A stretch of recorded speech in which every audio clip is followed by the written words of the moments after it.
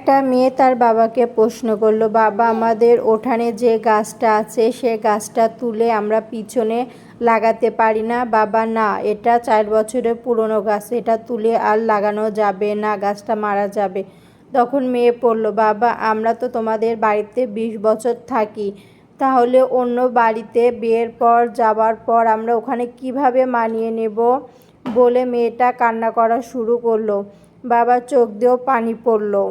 বাবা বলল, এটাই নিয়ম, মেয়েকে বিয়ের পর শ্বশুর বাড়িতে যেতে হবে। আসলে মেয়েদের জীবনটা অতটাও সহজ নয় যতটা সহজ আপনারা ভাবেন। একটা মেয়ে যেখানে বড় হয়, খেলা করে, যে ঘরটাকে সুন্দর করে সাজিয়ে রাখে, বিয়ের পর সে ঘরটা পর হয়ে যায়। তখন একটা মেয়ে অন্য একটা জায়গায় যায়, মানিয়ে নিতে নিতে মেয়েটার জীবন শেষ। কথায় কথায় অন্যর কথা শুনতে হয়, কিন্তু ছেলেরা একটা কথাও শুনবে না। মেয়েদেরকে সম্মান করো, ভালোবাসো।